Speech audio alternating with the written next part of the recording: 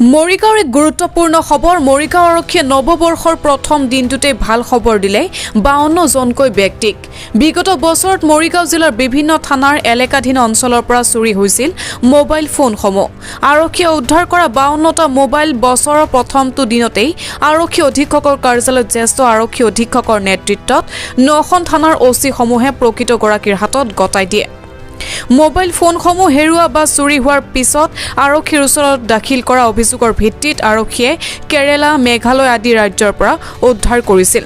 বছৰৰ প্ৰথম দিনটোতে নিজৰ হেৰুৱা মোবাইল পাই আৰক্ষীক ধন্যবাদ দিলে মোবাইলৰ গৰাকীয়ে আমাৰ মৰিগাঁও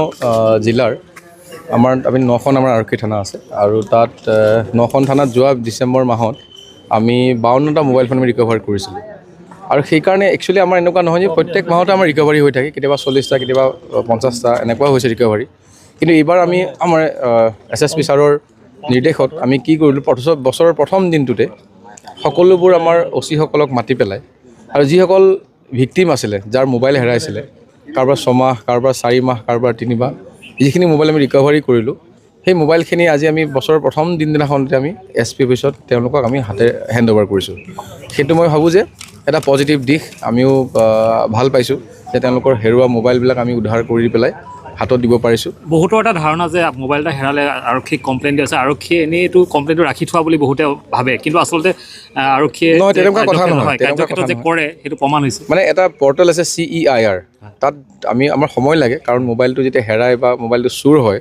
তেতিয়া সেই মোবাইলটো কেতিয়াবা কোনোবা তাত SIM কাৰ্ড চেঞ্জ কৰি পেলাই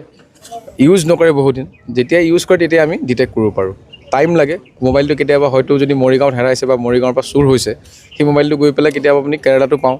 কেতিয়াবা শ্বিলঙতো পাওঁ গতিকে সেইবোৰ টাইম লাগে গতিকে আমি যিখিনি পাৰিছোঁ আমি মানুহৰ এনেকুৱা হেৰুৱা মোবাইল আমি উদ্ধাৰ কৰাৰ কাৰণে সহায় কৰিছোঁ আৰু দেখিছে আপোনালোকে আজি গোটেই 9খন থানাৰ OC সকলো আহিছে তেওঁলোকৰ এৰিয়াত সকলোবোৰ যিসকল ভিক্টিম লৈ আহিছে আমি প্ৰত্যেক মাহতে কৰি থাকোঁ কিন্তু এইবাৰ আমি সমূহীয়াভাৱে বছৰৰ প্ৰথম দিনতে 2026 চনৰ প্ৰথম দিনটোতে SP অফিচৰ পৰা এটা মেছেজ দিব খুজিছোঁ যে আমি সদায় ৰাইজৰ লগত আছোঁ news desk report Suhana live